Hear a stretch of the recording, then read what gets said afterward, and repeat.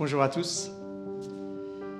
Le temps est venu de vous donner un petit feedback sur la 4e session de l'Église priante, mettre fin à la pauvreté de la prière communautaire.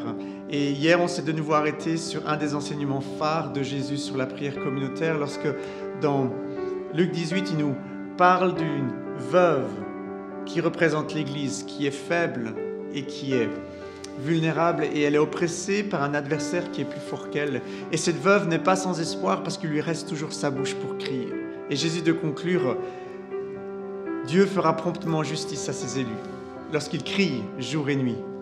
Et on s'arrêtait sur ces deux notions de justice. Dieu établit sa justice en déversant son Esprit Saint afin qu'une multitude soit sauvée, et il le fait aussi par ce jour de vengeance lorsqu'il reviendra sur la terre.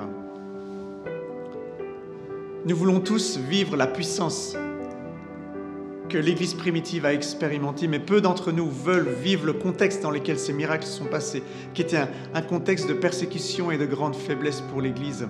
Et je crois que la meilleure application de cette parabole de Luc 18, on le voit lorsque l'Église primitive fait face à la première persécution. Dans Actes 3 et 4, on voit que l'Église est persécutée, ils se rassemblent. Et dans cet endroit de faiblesse, lorsqu'ils font face à cet adversaire qui les menace, ils prient le Dieu créateur, ils demandent que Dieu leur donne le courage, l'audace de continuer à prêcher l'Évangile et qu'il étende sa main et qu'il se fasse des signes et des prodiges. Et le lieu dans lequel ils étaient trembla. Avons-nous une vision de combien Dieu veut déverser son Esprit Saint en réponse à la prière de l'Église priante? La parole est claire, la parole nous donne une vision de ce qui se passera, de ce que Dieu a promis en réserve pour cette génération-là. Jésus nous parle de cette génération, il nous dit dans Jean 14, « Ils feront de plus grandes choses même que moi. » Joël va dire que l'Esprit Saint sera déversé sur toute chair.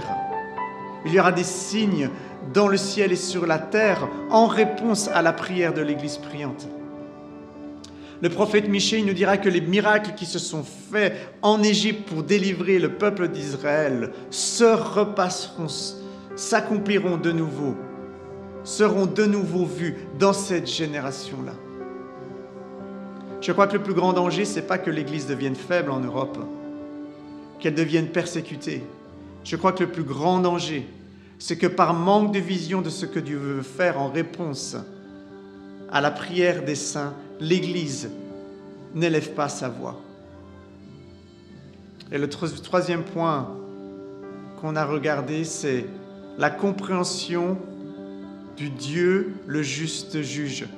Je crois que dans notre christianisme occidental, la compréhension de Dieu juge est faible parce que nous ne sommes pas conscients de notre besoin d'un juge. Peut-être parce que nous ne vivons pas sous une tyrannie, mais savez-vous que la proclamation de l'Évangile incluait cette notion et cette réalité de Jésus le juge. Lorsque Paul va se trouver devant le gouverneur Félix, une des choses qu'il va dire dans sa prédication et qui va lui parler et qui remplira le gouverneur Félix de crainte est justement la réalité des jugements à venir.